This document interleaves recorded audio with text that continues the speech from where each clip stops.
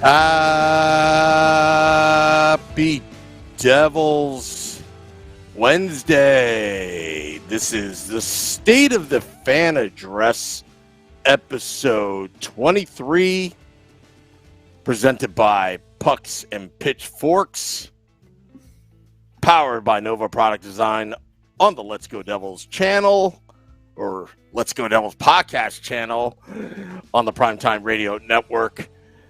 I am your host, Sam Woo, here with Nick Villano. Mac Black, I'm blacked out. I can't see the game. Now I can see the game. Now I just don't want to see the game. The game is going on right now. Did you like that intro, Nick? Did I time that perfectly? You got it down. I mean, we've been doing this for you on episode 23. We're on episode Jordan right now, and that was pretty much Michael Jordan-esque. I got to give you a hand. I thought it was David Clarkson or Scott Gomez, Bruce Driver. Bruce Driver is going to be at the event on October 5th. Got to plug that in there. You just got to get it in there. Sorry. Sam, you know what we call that? What's that? Sam, we call that a professional transition right there. Okay. So what's on your mind, Nick, on this beautiful, happy Devils Wednesday? I mean, we got a lot to talk about, Sam. I think we definitely got to talk about the Taylor Hall contract situation. That's something that's been in the news. We got to talk about, just how those players at the bottom of the roster, the Devils made a ton of cuts. A couple surprising ones back on Sunday. You guys had Kevin Clark on the show. I listened to you guys and Kevin. Kevin had a lot of insight. You were talking a lot about him calling out Hughes, but there's a lot to talk about in Devils Land. They finally allowed Pavel Zacha back in the country. But I don't know where you want to start. You want to start with the preseason? Well, this is what I just want to go right to the title, making some traction. The whole Taylor Hall contract situation, the media getting involved, and then I see your tweet. Where do we start from that? Sorry, say that one more time. I had my computer try to play our podcast while I was on it. So, okay, all right. So let's go back to the beginning. Taylor Hall contract situation. There was a lot of chatter with that. I wanted to go straight to the title, making some traction. Darren Dreger. Then I see you're tweeting, and then I see Abby Mastracco tweeting back. Why don't you just kind of describe the last couple of days of that and tell me your thoughts about quote unquote making some traction? All right, so here's the thing. So the thing with Abby Mastracco, I don't know how this became a thing, but it gets shared on certain, it gets shared on Facebook pages, and then people make a thing of it, and people say things about our blog. It is what it is.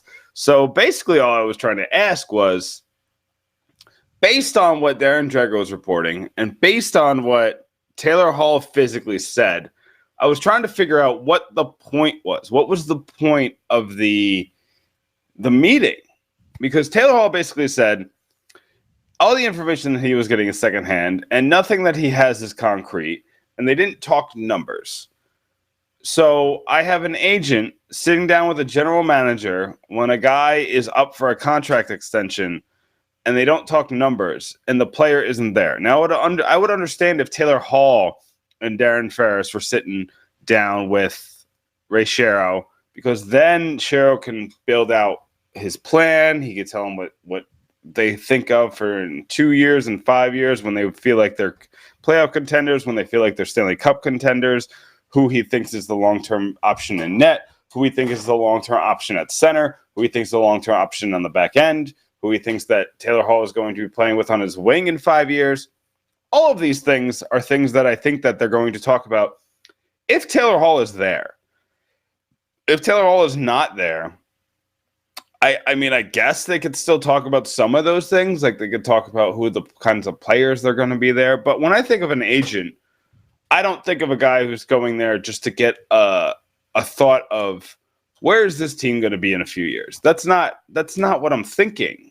I'm thinking he's there to get an idea of what the numbers are. So either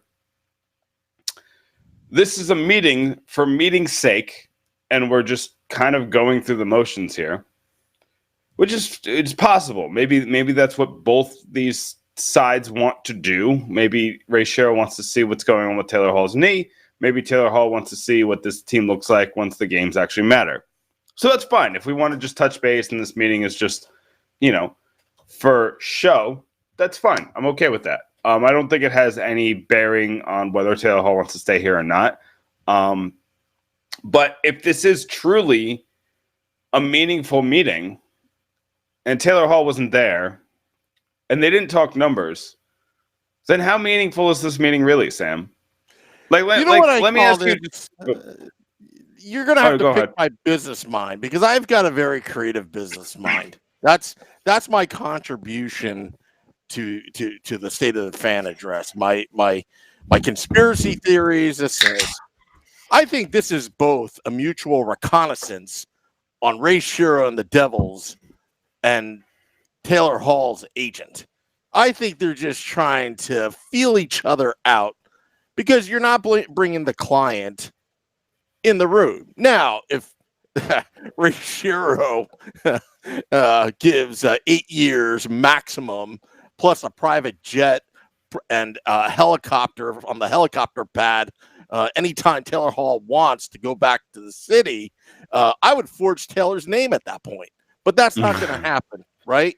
So I think this is more of a reconnaissance, exchange pleasantries, work on the stuff in a business setting where let's get the low-hanging fruits done first, just so we can build a little momentum in the negotiations.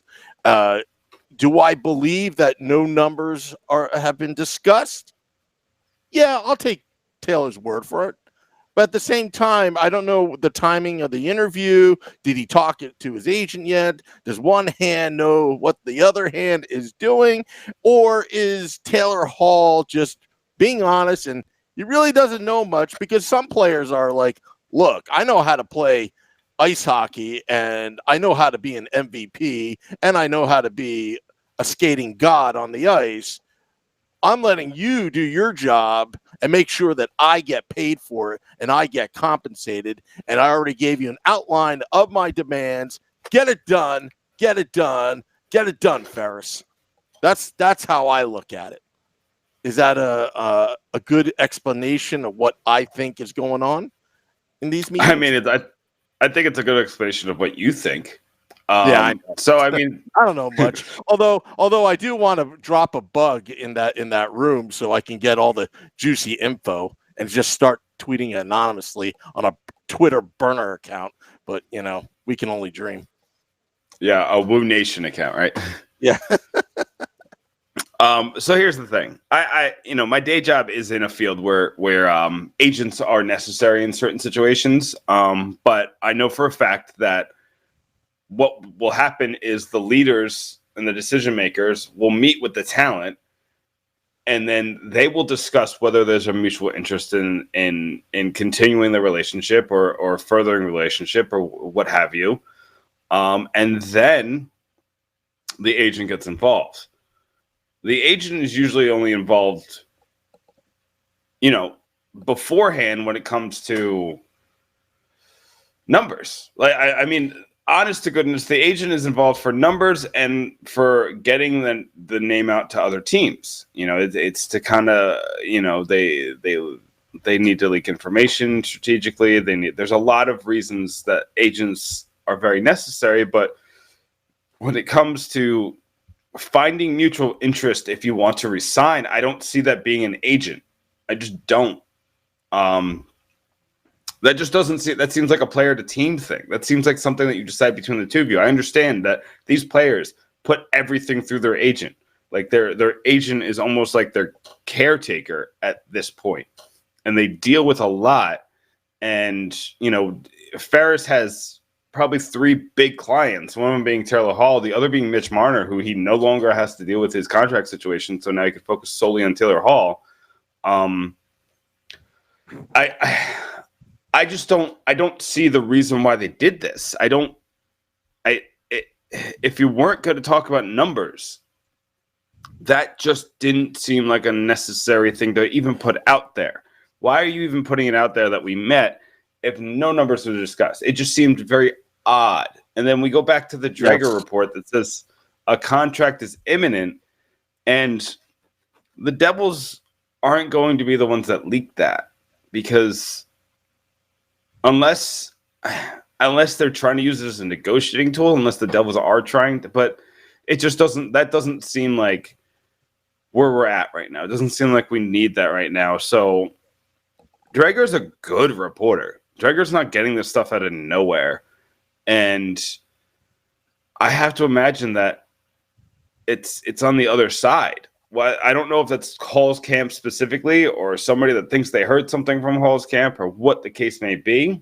Maybe, you know, it could be as simple as Hall was like, hey, things seem to be going really well. I really like how this team looks in the preseason. Maybe re-signing is the best option. He's just talking among friends. Maybe he was playing at a poker game. I don't know, whatever.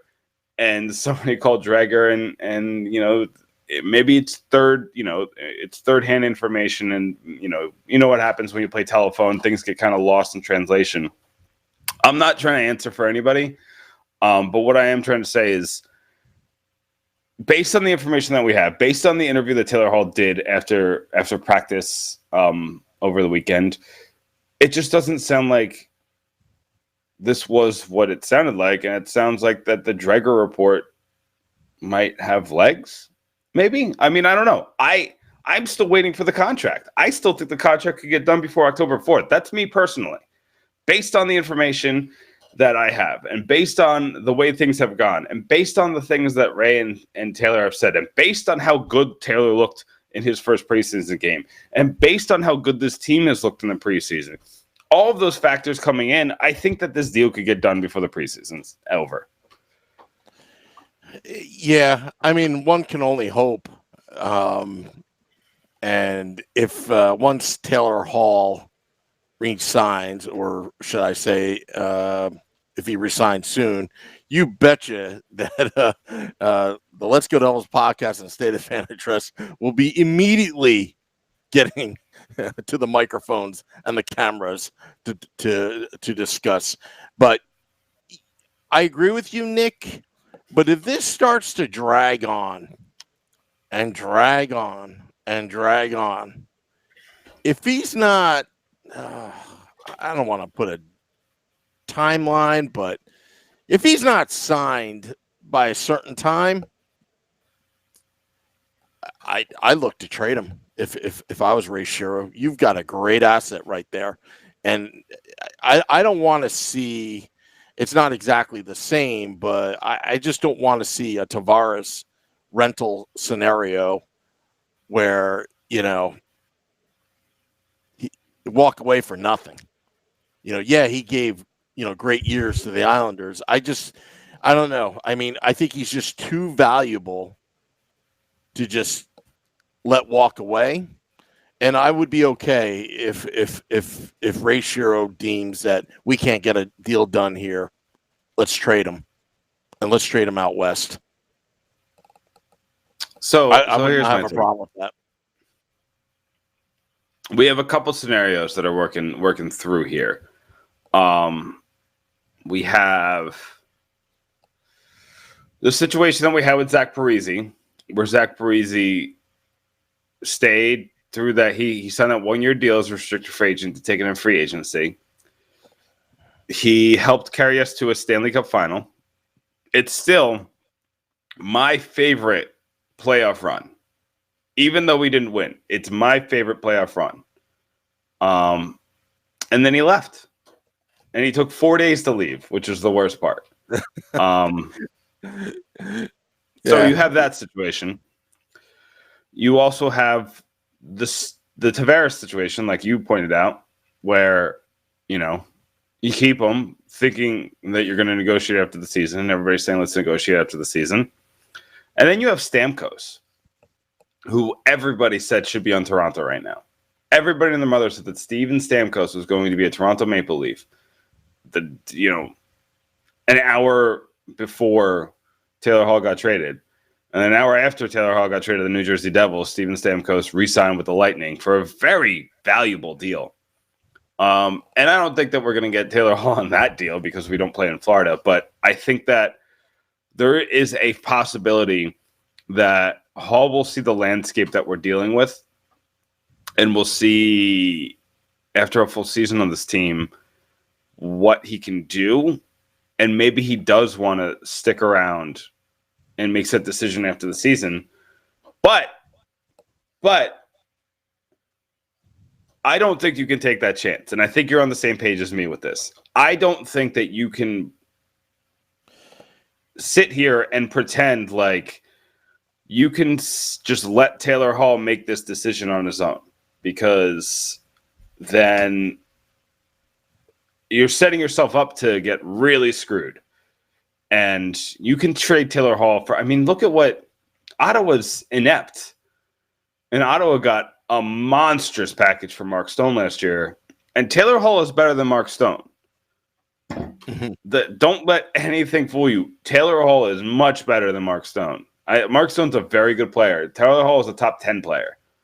And top 10 players don't become available very often, even if it's just as a rental.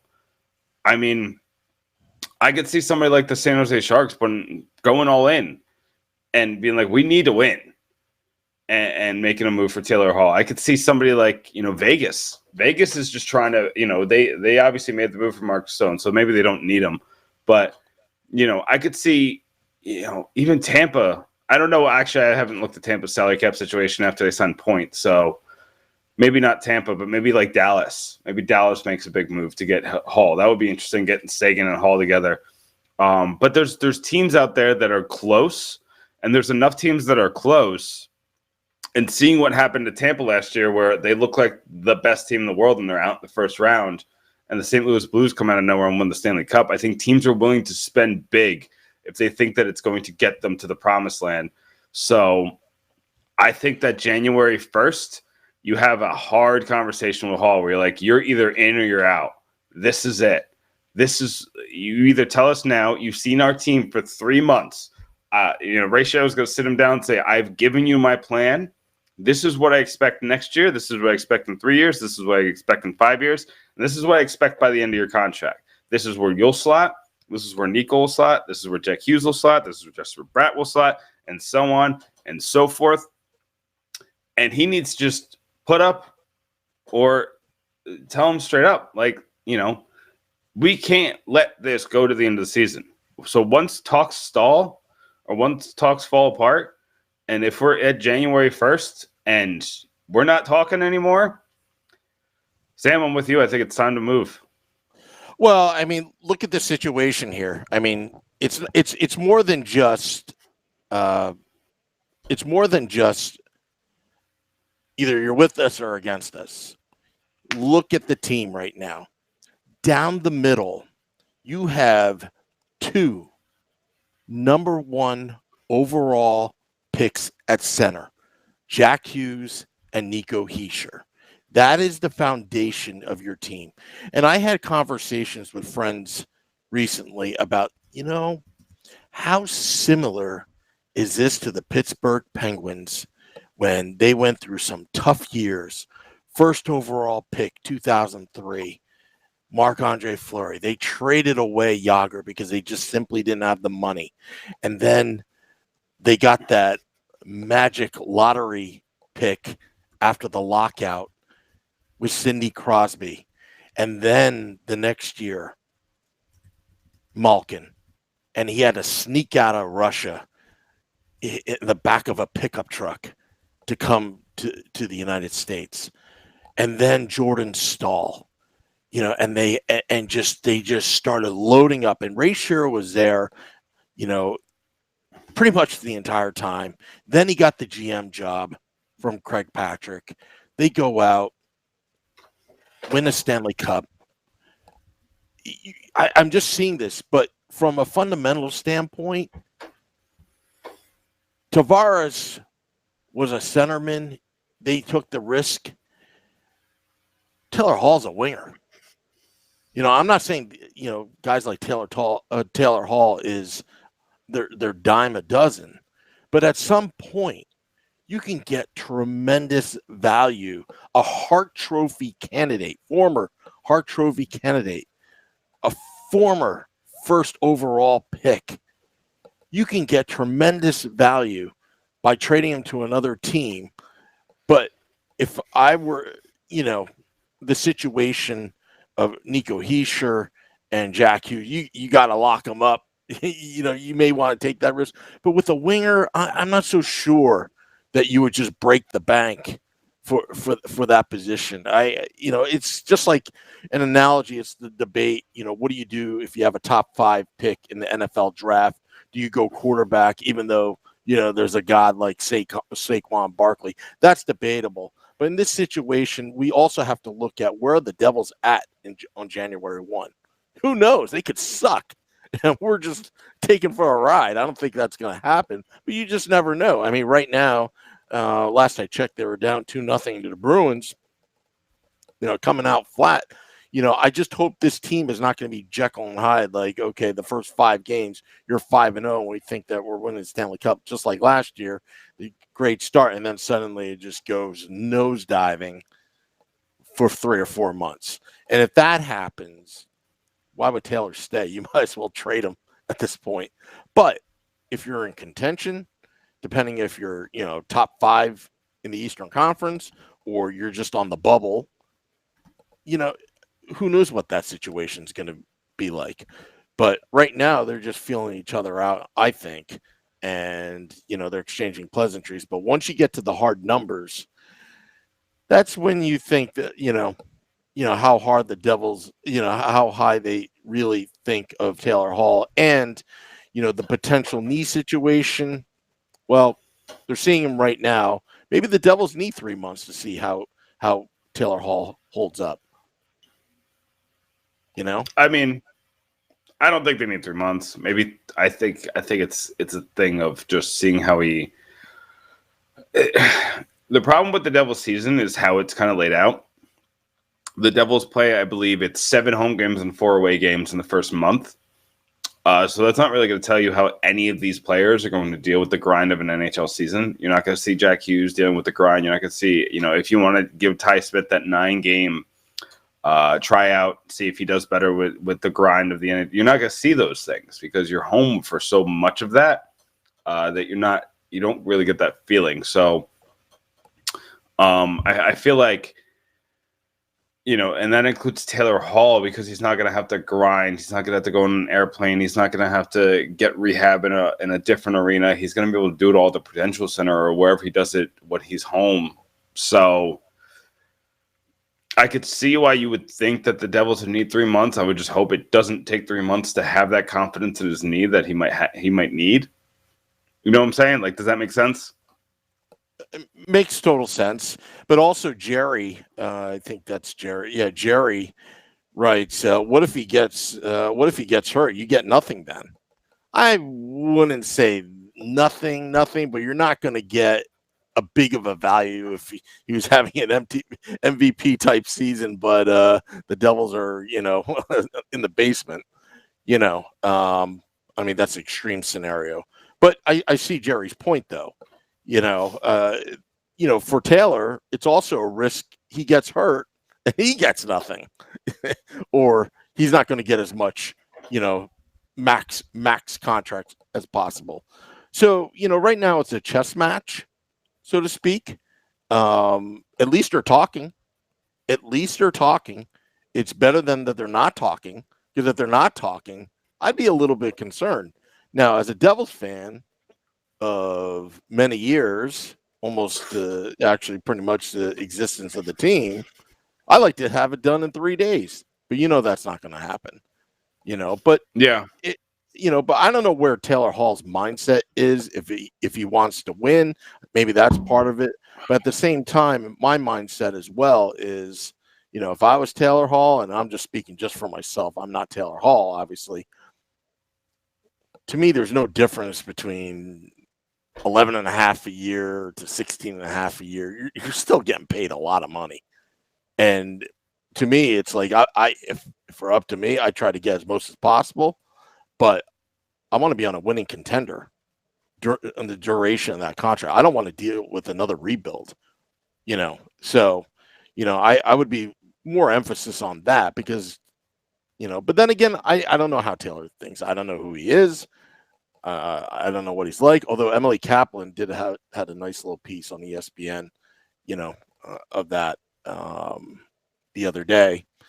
So yeah, I just think that look, they're talking right now. There's still time. I don't think fans should get nervous, but come January is what you said. And season ticket renewals, Devils love to renew quickly for the next season.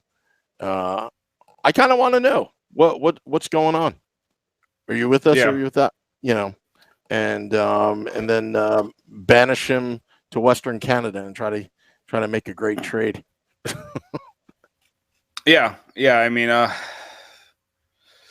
Jeremy over here saying if they had Barzal right now instead of Zaka, Hall would have signed already. I don't even know if it's about that because this team has a ton of talent. Right now, Yeah. Pavel Zaka is their fourth line center. It's either you're going to put him there or Kevin Rooney. But Barzal would take the place of, I have it like say Boquist makes this team and Boquist has looked really good in the past 2 games in the preseason. We'll get to that, but I mean, if you put Boquist in there and Boquist looks as good as he looked in the preseason, he's a 20-goal guy. I don't think you're going to miss that production as much. I think you're fine on offense. Like think about like this offense right now has Nikita Gusev who looks out of his mind. Nikita Gusev legitimately looks like he could be a 30-goal scorer. Jack Hughes looks like a guy who can get 70 points in his first year. You got Taylor Hall obviously on the first line, but he's himself. And then you got Nico Hischier who could put on the first line or second line, but he can play as well as like a Patrice Bergeron. Obviously, he's not as big as Bergeron, but he's got Selke upside with 75-point upside as well. You got Kyle Palmieri, who's that typical, James Van Riemsdyk, Jeff Carter type who could score 30 goals and be really, really clutch for you. And you got Jesper Bratt, who's kind of a wild card. And then you got a shutdown line in Zajac. You got Simmons. And you got Blake Coleman, which is something that a lot of teams don't have. And to take that defensive responsibility off the shoulders of that first line, where you don't have to go first line versus first line often, you can put out, you don't even need Taylor Hall's line to start ever. You could start with the Zajac line almost every night, go up against the Stars, the Mitch Marners, the Steven Stamkoses, the Connor McDavids every night, and they shut them down on most nights. They're really good at shutting them down. So, that's not something he's going to get on teams, and that's something you're going to need if you're going to be a Stanley Cup contender eventually. So, I mean, we're just beating a dead horse at this point, but I think that the Taylor Hall thing, it's going to work itself out. It just makes too much sense for both sides. Both sides need this. The Devils need Hall, and I think Hall needs the Devils. I mean, he's not going to go to Toronto. Maybe he goes to Calgary, but I don't know. Their cap situation isn't perfect. Who's he going to go to? Is he going to go to Colorado? Really? Like, did you really do all this? You're going to leave a Devils team who has Hughes and Nico and Jespers and, PK Subban and all these other players and these pieces in place and Schneider and Blackwood look better.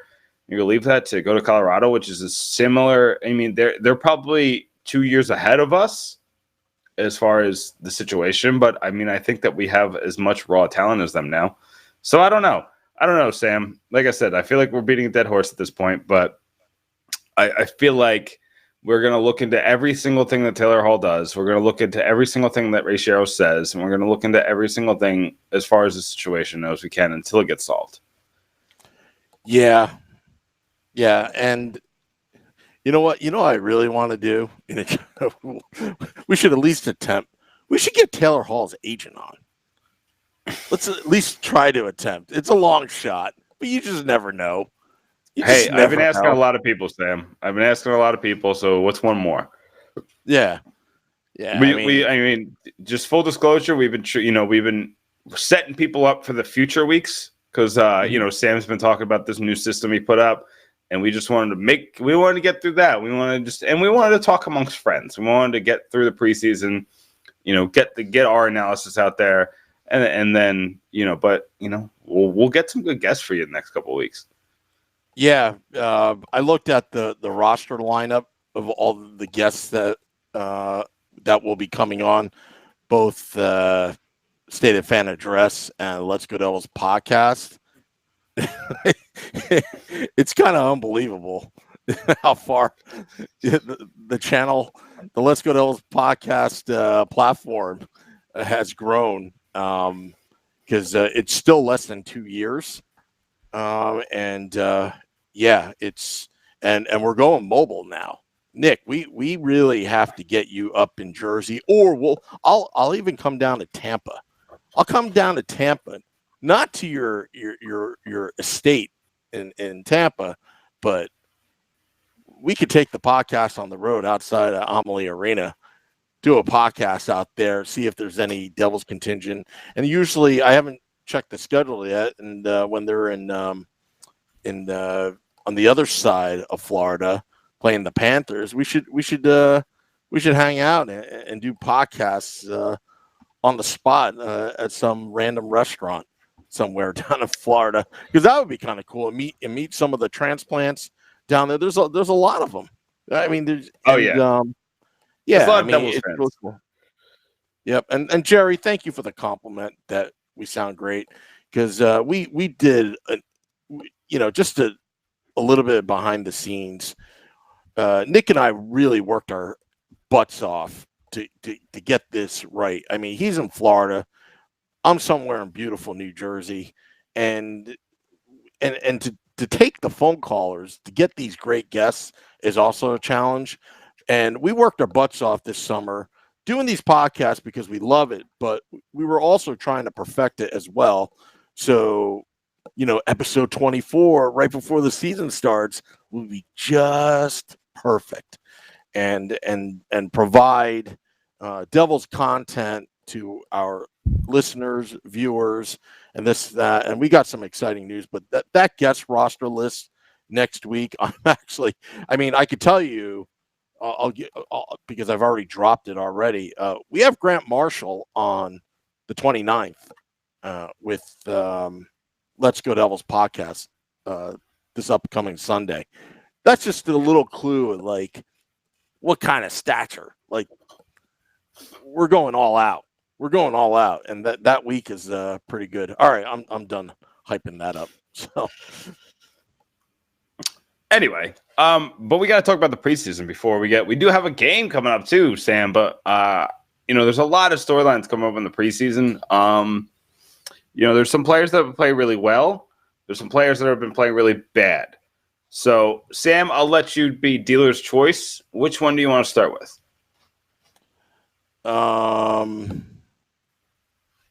Where are we starting from? Sorry, I didn't quite understand. I said we have some players that have been playing really well and some that have been terrible this preseason. Do you want me to start by talking about the ones who have been playing well? Let's start with the ones that have been terrible. Let's start with the most controversial one that it seems to get us a lot of hits and likes and chatter. Let's start off with Miles Wood. Oh man, so Miles Wood. I've been pretty open about the fact that Miles Wood is my favorite player on the Devils. I know I'm not supposed to have those kinds of opinions, but I do. I'm a human. Leave me alone. But full disclosure, it's been terrible. It's been awful. So he was really good in the second period tonight. He took 2 shots, made his own chances a couple times, got a shot assist on a couple things. It was looking really good. But he looked awful in the first period. I think he was 0 for 5 in Corsi, basically, which means that when he was on the ice, the other team had 5 chances. When he was on the ice, his team had 0 chances. And then obviously we didn't see the third period. And by the way, the game just ended. The Devils lost 2-0. So big goose egg for the Devils, a little humble pie in Boston. They're known for the Boston cream pie, Sam, but today it's humble pie. But I was looking on Twitter, just kind of seeing what was going on with the game, and it was a lot more of bad Miles Wood talk. And I saw a play where Yaroslav Halak went probably 25 feet out of the net, and he let Halak poke check the puck away from him 25 feet out of the net. You know, that was the easiest goal. It was, I mean, Sam, you and me could have scored that goal. But Miles Wood got he lost control of the puck with it, just an obvious chance there. And, you know, the guy with this much talent, this guy with this much speed, and he's just got so much raw ability. The problem is it's still raw. You know, like he's still a raw player, and this is year 4. I mean, he's got to refine these skills. I mean, he was so good 2 years ago as a bottom 6 player. He was getting 9 minutes a game, and he scored 19 goals. And last year, they asked more of him. They didn't re-sign some players. They didn't make a big free agent signing because they wanted to see what he would do. You know, partially, that's not the only reason, but partially they wanted to see what he would do with a bigger role. He just didn't look good. And I blamed a lot of that on missing the preseason because he was very inconsistent over the first couple of weeks. He went the entire month of November. I think he went all of November without a point. And then he started to get going a little bit better, kind of getting, I mean, not great. But he was getting like 4 to 5 points a month in January, February, March, April. He got hurt in March, so you know, take that for what it is. But he was starting to get consistency. But the problem with Miles Wood is he'll score a hat trick one night and he won't score for the next 7. And he has to try to find a more consistent basis. He can't be this hot and cold. This team is too good right now to take chances on players that are that hot and cold. You know, and he really needs to. He needs to get his mind right. He needs to get on the straight and narrow. And I don't mean that when he's skating. Somebody's going to make a joke about how he straightens the skate line. Ha ha, you're funny. But anyway, I'm going on a rant because it's Miles Wood, and I have so many feelings. I want it to work out so bad, Sam. I think the contract is still good if he can just become a 15 and 15 guy. Give me 30 points a year. And from that bottom, and if you could give me some penalty kill, you know, if you could provide some excitement on the penalty kill, some breakaways, you know, and can be aggressive, can stand up for his teammates, you know, I think it'll be good. But the problem is that he's doing too many bad things. He's making too many mistakes, and he still looks like he's holding his stick a little too tightly. Here, this is what I think, and we're going to try to go on to, you know, other players. I think this season, the Devils' 4th line, I'm going to call it the Rudy line. And what I mean by Rudy, if you remember the movie Rudy, there's that scene where it's the last tryout, and the coaches were just convening. Do you want him? Do you want him?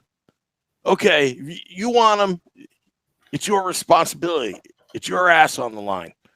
And he talks to Rudy, and he says, you know, if you just let up just once, you're out of here. And I think there are players that have something to prove, just like Pavel Zacha, Mikey McLeod, you know, Miles Wood. These players are playing just to stay on the team because there's so much talent. There's so much depth right now with the emergence of Gusev, Jack Hughes. Wayne Simmons has something to prove. In order to stay in the Devils lineup right now, you've got to work your tail off and you've got to perform. And for Miles Wood, if he can minimize some of these mistakes that you were referring to, and this is just the last thing I'm going to say about Miles. For me, it's the intangibles that don't show up on the stat book that Miles has to bring. The energy, sticking up for your teammates, driving to the net, fearless.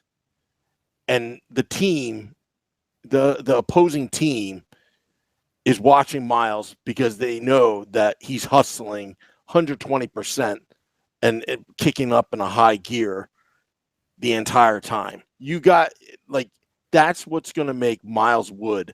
But if he lets up just a little bit and he's a liability on the ice, get him off the ice because the Devils don't need that right now. They've got plenty of talent to replace him. So, and I'm not saying that that I don't like Miles Wood. I do like Miles Wood. His success is our success. So, but that's just what I want to say about Miles Wood, that, if he's going to live up to his potential, he's got to bring it every night. He can't take a night off. And Gregory Ortiz, this podcast rocks. Go Sam Woo. Facebook Live loves me. Greg, go to YouTube Live. Tell those haters I'm actually a pretty good guy. That's all I have to say. Anyway, not to change the subject, but that's my Real thing quick on Miles Wood. Real quick. Just give me a quick answer, Sam. If it's not working out, what do you do with him? You can't cut him. So you either have to bench him, put him on waivers, or trade him for trash. So would you just keep him in the owner's box? Would you try to get him through waivers and put him in the AHL, or would you trade him for a 6th-round pick? Do they get compensation if he gets picked up through waivers? The Devils? They don't? Nothing. Okay. So you know what I do? I'd have him ride the pine, or in this case, sit up in the suites. I think that he would make a nice package deal if Taylor Hall was available to be traded. I think you can get something really, really good in return, because I think that Miles could help a playoff team and be that intangible, but that's only if he brings it every night. And the other thing too is maybe this team is not a good fit for Miles. I don't know. I really don't know, but I would package him. I wouldn't trade him straight up for anybody, unless you get a 2nd-round pick out of it. So, which I don't think will happen. Which I don't think will happen, by the way. Not with that contract, and not with what he's did the last year and a half. I think, and this is the last thing I'll say on this, but you got to remember that big season for Miles Wood came after that very embarrassing home opener, where he thought he was a lock for the team. He thought he was a lock to make the starting lineup, and then he didn't. And they had to introduce him like they introduced all the players. They had to introduce him from the owner's box, and he was probably the most miserable person in that entire arena for the home opener. And then he had the best season of his career. And I think I said it then, and I'll say it now. I think it's directly because they embarrassed him, basically.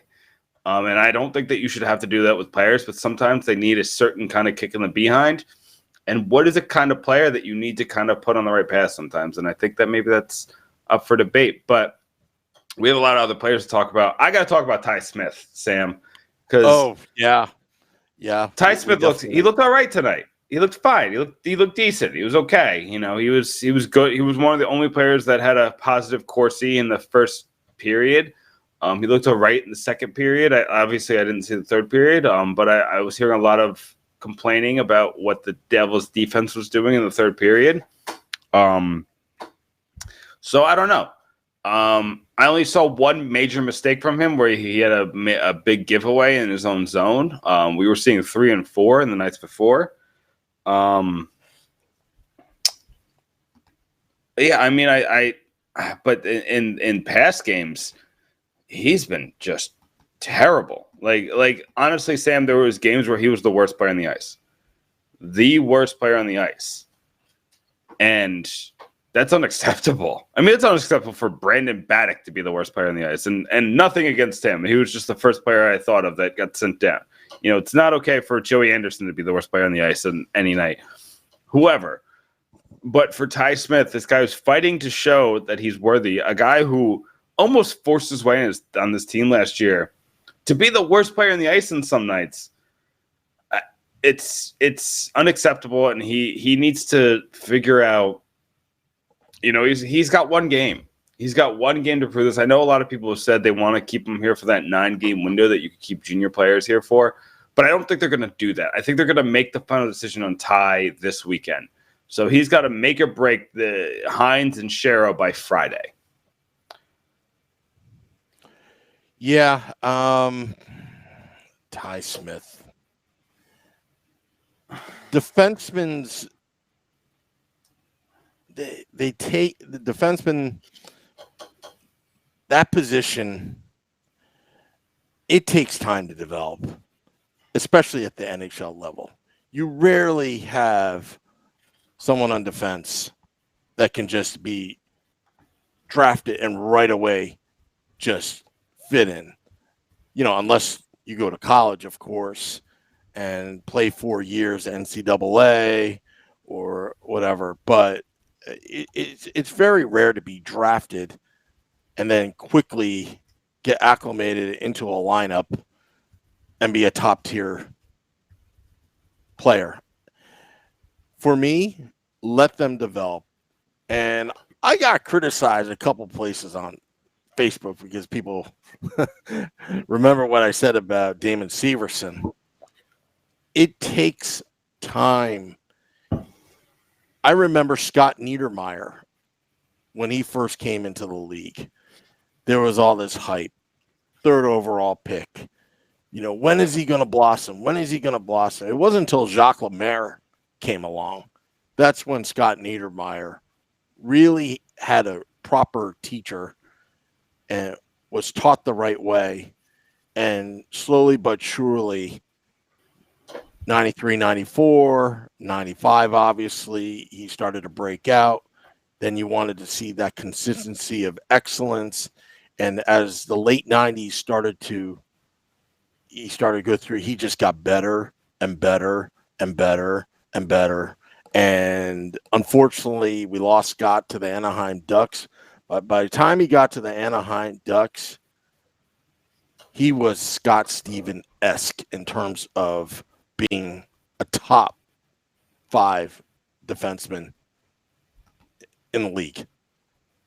He can score and he can shut down. And he can play the power play and the penalty kill. He could do it all. And even Scott Niedermayer, I don't know how old he is now, probably late 40s. He could probably skate in this league if he wanted to. So I just think that Ty Smith, I would put him back in juniors. I wouldn't even do the 9 games. Let him build some confidence. He got a taste. He got a real taste. Let him build some confidence. Let him develop. Let him put up some decent numbers and see what happens. What's the rush? I don't know, Sam. I don't know. So 3 other players that I just want to highlight real quick. I wanted to highlight Matt Tennyson, but he did not look good tonight. So I'm going to skip him.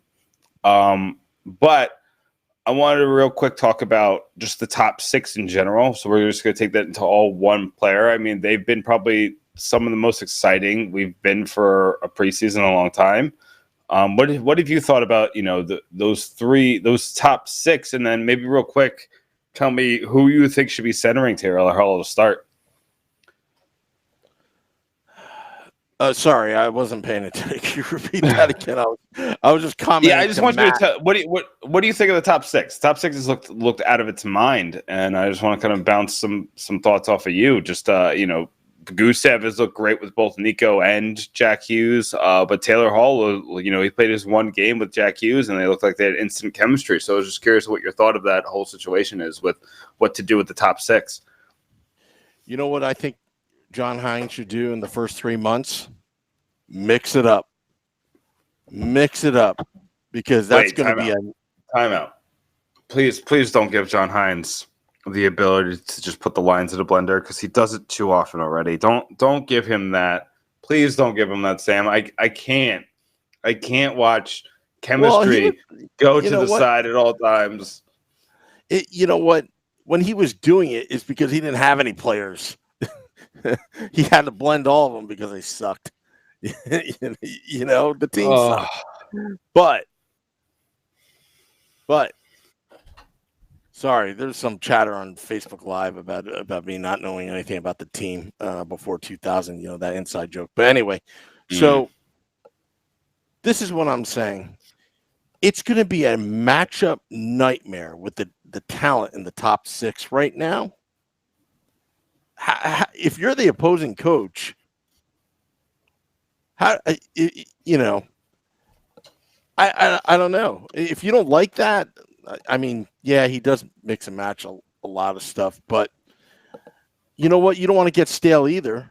Jack Hughes and Taylor Hall all the time, and then it's also the development of Jack Hughes. You want him to have a variety of scenarios. It's not just Taylor. And what happens if Taylor Hall leaves via free agency or trade, and Jack Hughes has been playing with him for all 4 or 5 months? I'm not so sure I don't that's think good. that big of a deal. No, you don't think so? I don't think so. I think good players play with good players all the time, and I mean, Jack Hughes doesn't. So if we had this conversation before the preseason, I would have had a little bit. I would have been on your side with this. But Jack Hughes has been ultra aggressive, which you don't see out of teenage hockey players. He has been taking shots. He's been putting himself in the play. He has been, taking hits. He's been, ducking under players. He is not afraid at any point. So after seeing how this kid plays and his mindset and his thought process and his hockey IQ, I don't care. Put him with Miles Wood. I don't care. I'd like to see in my dream scenario, and this is wild, I like to see 5 out of 6 of that top 6 be out there at once, out in the ice, or all 6 of 6. But but you have PK back there. You can't ignore him, or Vatanen. Butcher. If you got Butcher in a if it's an empty net situation. Yeah, if there's an empty net situation, and I mean Palmieri in front of the net, Heischer, Hall, Hughes, Gusev, the Goose. I just can't imagine what kind of firepower that is if you need it in the last minute of the game and you're piled up in front of that, in front of the opposing team's net. Again, I think the key for this team is go harder than that. Go harder than that. They're very skilled, but just, use that speed, use that skill, So, but that's my thoughts on the top 6. And then last thing with the preseason, and I'm going to put these two together because we do want to get to the game. I promised people the game on Twitter, so we gotta get to the game, Sam. But I'm going to put Michael McLeod and Jesper Boquist together. They're two very big talking points for the podcast people. Very big talking points for the Devils fans in general. I wrote an article on Saturday morning that I put Michael McLeod ahead of Jesper Boquist for making the roster spot. I'm going to give you all this one for free. I have put Jesper Boquist back ahead of McLeod. And it's no fault of McLeod. McLeod looked decent tonight again, but Jesper Boquist did some things where he made some Bruins defenders look silly. And McLeod is the kind of guy that's just going to go hard to the net. He's going to drive it like he's James Harden. He's going to do a lot of cool things, but he's not going to do anything like what Boquist could do. So, Sam, I want your opinion. What do you think of these two players who are probably fighting? And I still have them as the last two fighting for that last roster spot. I hate to say this because of the whole Beer Baron thing. I would have picked Mikey McLeod at this point over. Reasons being is the kid's got confidence now. I hate to see him. I hate to see an interruption in his development. See what he can do in the first 10 games. 10 games of the season. I mean, he worked his butt off. I mean, he came into to camp and he's surprising a lot of people, and I just hate to see that momentum. If he's back in the AHL, so that's just me. And that's not a knock on Boquist at all. That's not a knock. I'm just looking for Mikey McLeod's development. I want to see I want to see this kid blossom. we make fun of Beer Baron on the Let's Go Devils podcast, but honestly, he's got to, he's got to grow, McLeod, now or never, and give this kid a shot on the roster. So you're sending Bokus back to Sweden, huh? Yeah, I don't see anything wrong with it. It'll make him more hungrier. It'll make him hungrier when he comes back. At least he's playing against men, right? Yeah. It doesn't hurt another year, and there's not a knock on him. I mean, there's just only a limited amount of spots right now, and again, I just don't think I want to see Mikey McLeod in the AHL. I think he needs to take it to another step, and I think the Devils will benefit tremendously if he keeps that confidence and he keeps that momentum going in his career. Well, Sam, I think he's earned it. I'll give my thoughts, but I think that we got to get our podcast guest, right? Yeah, so what I'll do is I do what I normally do is I'll shut off my mic and I'll run to the phone, the Bobby's Auto Care hotline, and call our next guest who is going to cry because he's going to lose. Be right back.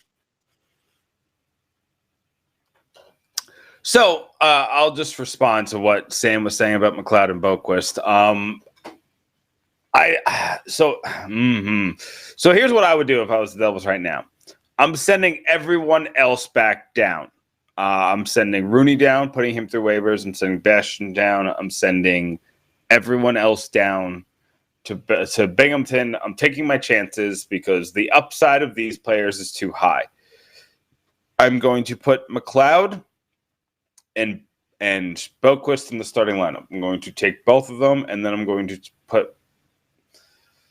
either going to sit Miles Wood or Pavel Zacha, depending on where Zacha is after his visa situation, after he missed, a couple of days of camp with his contract situation. He hasn't built that chemistry with these new teammates.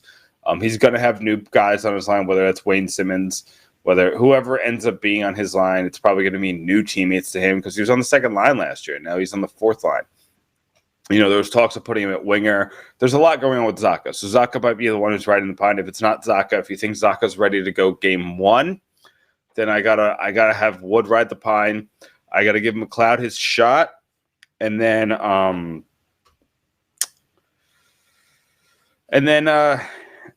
you could have Boquist here. You don't have to send him back. I think that's the perfect situation. Sorry, I had to send something real quick. This is what happens with the live podcast, ladies and gentlemen. But anyway, back to the basics. So I think that what Boquist is going to do is Boquist is going to play. I mean, I think you can have a fourth line to start where you have Mikey McLeod, Pavel Zacha, and Jesper Boquist. You hit that up as much as you possibly can. That's a fast fourth line. That is an insanely fast fourth line. So when players are usually, taking breaks against the fourth line or kind of, fine, great, then I don't have to deal with this as much. You get maybe the fastest line. I'd put that speed up against most lines in the NHL. Honest to goodness. You got Zacha who can just kind of sit in front and just kind of use that. I mean, Zacha's got a really good wrist shot. I think we just asked him to do a little bit too much and put him in different positions. But if he could just stand in front of the net, and if McLeod and Boquist, who are both centers themselves, could move the puck around with Zacha, I think that you got a recipe for amazement there. And then you make Miles Wood force his way back into this lineup in practice. You still have a question mark on Wayne Simmons here. Wayne Simmons is not a lock to bounce back. So you might have to, I know it's $5 million is a lot to pay for him if this is a possibility, but you might have to sit him at some point. Or maybe you just want to avoid something like a rookie wall, and then you want to sit somebody like Gusev or Hughes on back-to-back nights, you have the ability to do that. So, Sam, I solved the problem. I'm going to keep McLeod and Boquist both on the team. It's cheating, but I think it works. Sam, I can't hear you. I don't know if your mic's not on or if mine's not on. Yeah, sorry. I always screw up I screw up once a podcast. So Andrew Gilbert says the same thing, that they will both make the team. I'll like that one on my screen. And so our next guest is at Wawa's. I think he's getting dinner at Wawa's. So can you give me a hot turkey?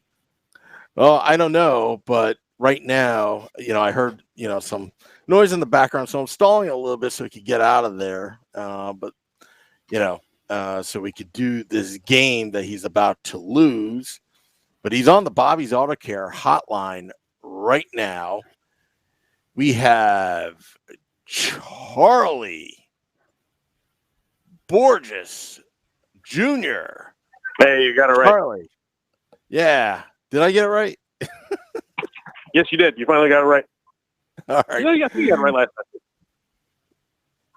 So just for the new viewers that don't know who Charlie is and what that picture is on Facebook Live and on our video feeds, he is eating a guinea pig. Disgusting, but that's the picture. That's the profile picture he'd like to use for this segment. And it tasted like fatty fried chicken, if anybody was curious.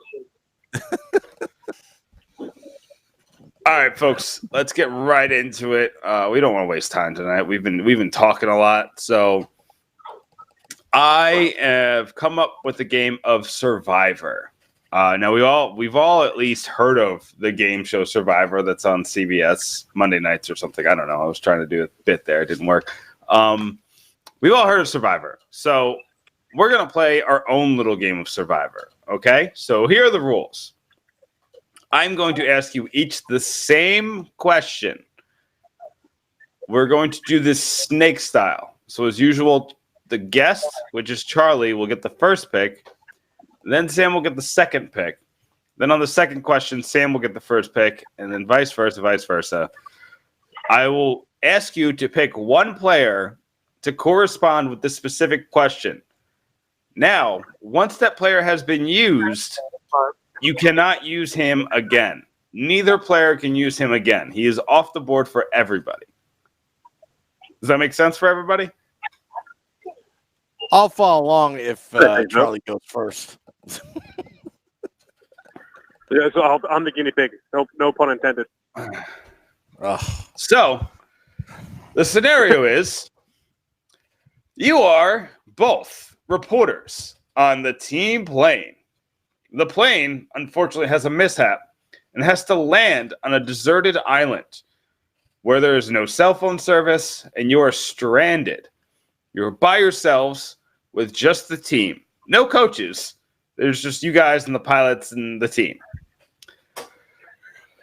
A coup starts and the players vote Sam and Charlie as the leaders of the island, but you must split the island in two.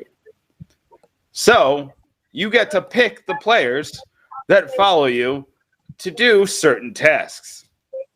Now, with any stuck on an island adventure, the first thing you need to do is build a fire. So, Charlie, who are you picking?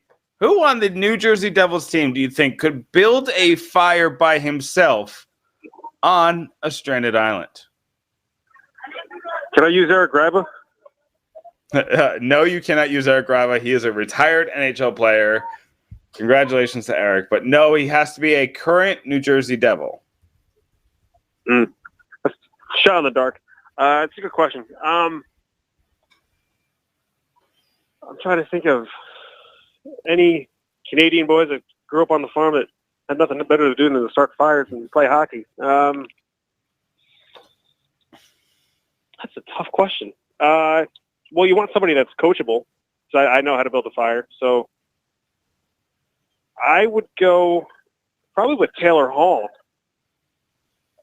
Because he would probably be all ears, all for it, and jumping right on in. He kind of came in to New Jersey and kind of took whatever John Hines gave him and ran with it. Very coachable guy. So you teach him how to build a fire, and there you go. Should be game over. All right. Charlie's very confident in his pick. Sam, who are you getting to build you a fire? Wayne Simmons.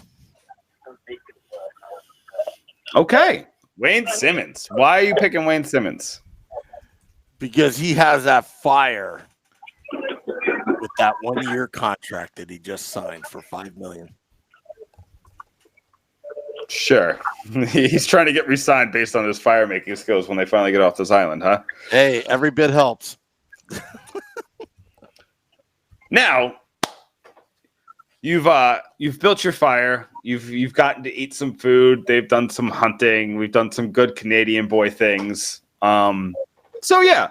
Now you're trying to decide on, hey, this plane doesn't work. We're stuck here. Nobody's coming for us. Somebody's got to build a boat. We gotta, cast away ourselves out of here. Hope that a cruise ship or something runs into us. So Sam, you got the next pick. Who are you picking to build your boat?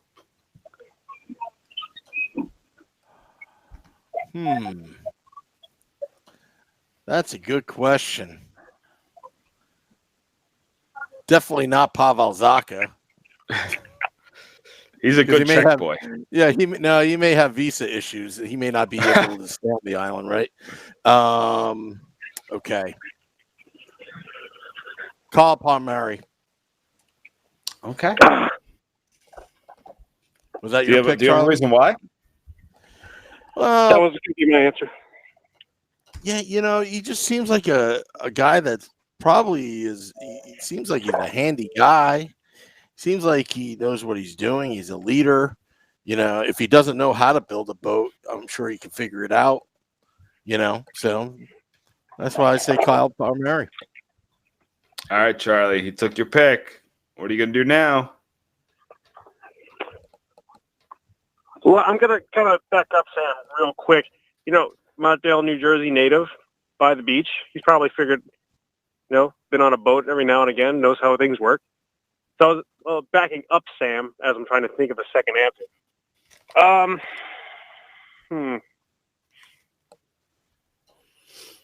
Nico Heischer. Because the boat is all about balance. You can't tip anything over. And watching him skate, one of the most balanced and smoothest skaters I've ever seen in my entire life on the ice. Boom. On the fly answer. Okay. Awesome.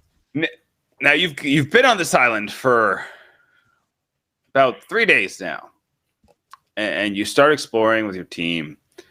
You're walking around, and then you both notice you start hearing some weird chatter. It's in some kind of weird language, and then you run into it. A tribe of island people.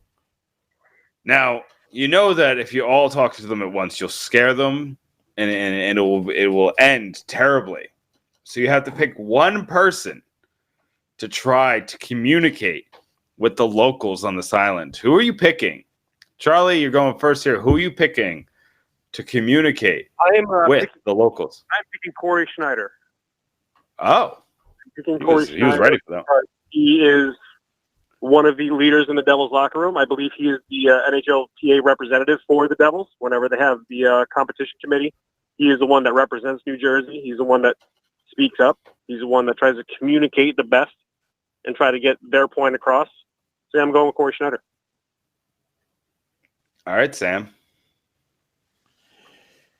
Can you describe these people that they would be talking to again? It's like National Geographic. Okay. They got loincloths. They got bones to their ears. I say Andy Green. Tell you that's a good one too. Aside that he's captain, he's probably the elder statesman on the team. He could be sacrificed if they savagely beat him. Jeez, that got dark. All right. Now, you successfully at least stave off elimination as per the island people. The island people let you go. Everything's like, okay, like we can both live on this island and everything will be fine. But they send you a grave warning. Now, you don't typically understand what the grave warning means, but they just tell you to watch out. Watch out. They just keep saying, watch out. For some reason, they know that. That's the only English words they know is watch out. They keep telling you to watch out. And then you find out that there's a giant Lost-style monster on the island that you need to fight off to save the entire tribe. You need to choose one man to go into battle and fight off this monster. Sam, you're going first here. Who are you choosing to fight the monster? And I already used Wayne Simmons. I know that would have been a good one right here. Oh, yeah. PK Subban. Okay. Is he going to Instagram him to death? Well, yeah, but have you seen his workout videos? Oh, my goodness. He is a workout. I mean, he's so strong, and he's got that fire, and he's got that determination and grit. I'd send PK, and you know what? He'd laugh and do it. I mean, the guy has no fear. He's shameless. You know, wearing that bikini and this and that on 4th of July and this and that. You know, I'd say PK. All right, Charlie, who are you saying? I'm sending in John Hayden.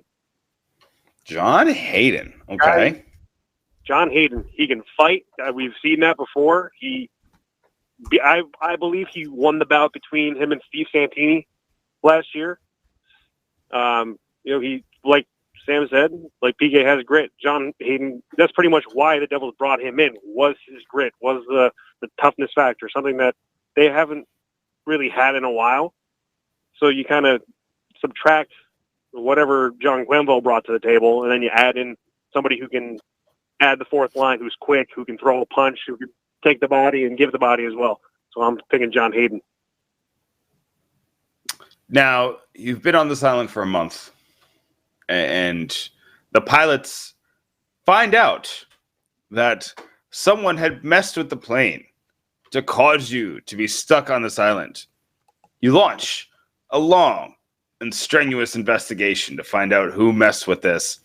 And then you find out that this player did it just he just kind of wanted to see what would happen if he got stuck on an island with his teammates. He had no malintent. He didn't want anybody to be hurt. He was just kind of like, I just wanted to see what happened. Now, after this long investigation, who did you find responsible for this treachery? Charlie? Miles Wood. Because whenever you see Miles Wood, he just has that big, goofy smile on his face. He's always having a good time. He's always laughing. He's always having a good time. You know, I can see him, you know, tinkering around a plane and knocking a few screws loose, and then when the plane goes down, him thinking, "Oh, that was me, wasn't it?" And then just laughing his way off. That's a good answer. Sam? Pickles. Blake Coleman. Okay. That's not a bad answer either. Yeah, I mean, you've seen some of some of the videos and stuff on Instagram and this and that. He seems like he's a type of guy that like to screw with people, you know? Okay. So everybody gets saved, by the way. It's a happy ending. I don't know. It's some kind of romantic comedy or something. They fall in love with somebody. Who cares? Anyway, now we got to pick a winner. Let's see. So I gotta pick Charlie for that last category. Miles Wood would definitely be the person who crashed the plane, or not crashed, but took the plane down. I gotta go with Sam on building the boat. Kyle just looks like he's a boat guy. All right.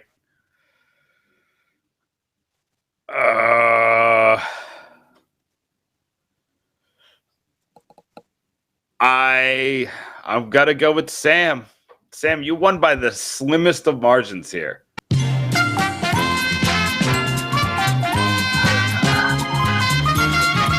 And I will tell you this, that I thought Sam was going to lose on the who was talking to the locals, because I thought Corey Schneider was the pick. And then when he pulled out I think Andy Green will communicate with them well. And if we have to sacrifice him, he's old. That swayed me. And Charlie, you put up a good effort. You put up a great effort, and you had some really good picks in there. The one that really took you down is I don't know if Taylor Hall's building a fire. I think he's paying somebody else to build him a fire. So I think that's the only place where I didn't really everything else I could see, but he's making some traction. Taylor Hall's making some traction with his 2 sticks trying to build that fire. Listen, if you told me that he used the $13 million, some of that $13 million to start a fire, a la Fresh Prince of Bel-Air, I think I would have spun my way around and given it to you. But as of right now, I got to give it to Sam. Fair enough. I'm 0-2. I'll get a win one day. Well, thank you, Charlie. Thank you for coming on, and I hope to beat you next time. Thanks for having me on, guys. Have a good night. Thanks, Charlie. Thanks. That is Charlie Borges Jr. on the Bobby's Auto Care hotline. Bobby's Auto Care, 2151 Route 57, in beautiful downtown Washington, New Jersey, in the heart of Warren County. Tell them that Sam Woo sent you. You get $10 off your first car bill. All right. So that was actually a fun game. Something I could follow. That was fun. Yeah, and I don't know where I pulled, because I would have said Corey Schneider myself. And I'm like, all right, well, who's one of the oldest on the team? And I was thinking Andy Green. He's on his way out soon. And then that was my mindset, and this and that. And I like Andy. It's nothing personal. It's just, hey, if you're going to take one for the team, it's like it's kind of like the Titanic, women and children out first. The men stay on. Yeah, hey, I mean, it's another win by the Woo. The Woo, he's starting another winning streak. You're doing well.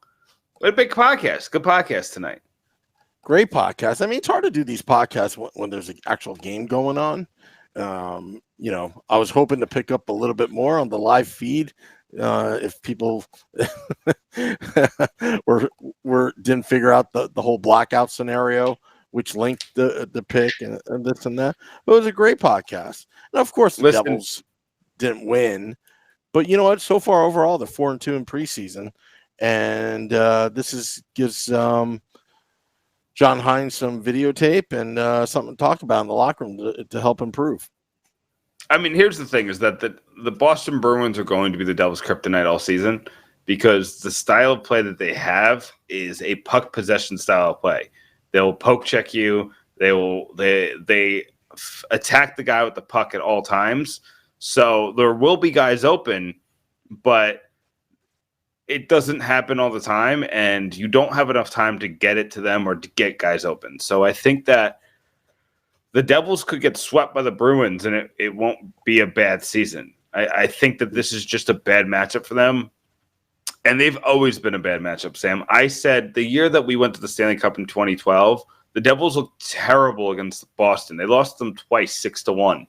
And I knew that if we faced the Boston Bruins that year in the playoffs, we were done. And thankfully, the Washington Capitals were an underdog that year, a 7 seed, and they took out the Boston Bruins. So it was it was an interesting situation. But, Boston Bruins are it's just a bad matchup for the Devils, and it has been for a decade. Yeah. Well, this is why we play the games. All right, so I gotta do some plugging, if you don't mind. Or go on. The end of the podcast. So October 4th, the Let's Go Devils podcast will be at PJ Ryan's for the season opener across the street from The Rock. Starts at 5 p.m. Eastern. We'll be on the second floor. Look for the signs. We're probably going to put some arrows, show you where we're at. The We Are the Fun tour kicks off on October 4th at PJ Ryan's. And October 5th,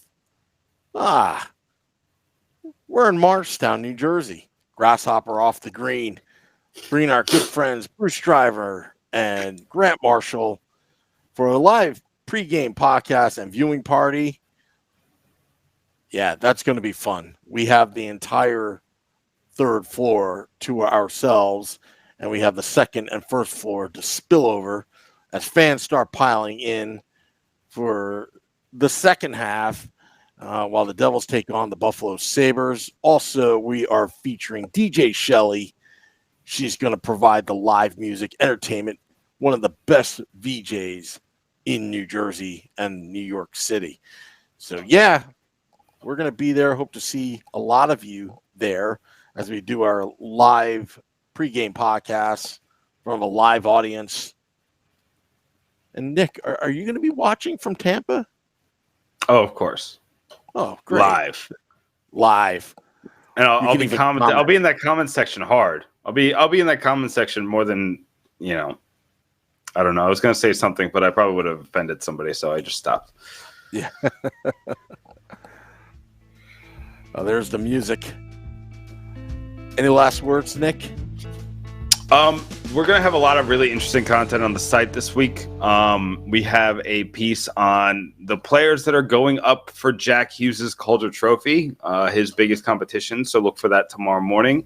We're going to have my yearly column on who I think on the Devils could win some awards.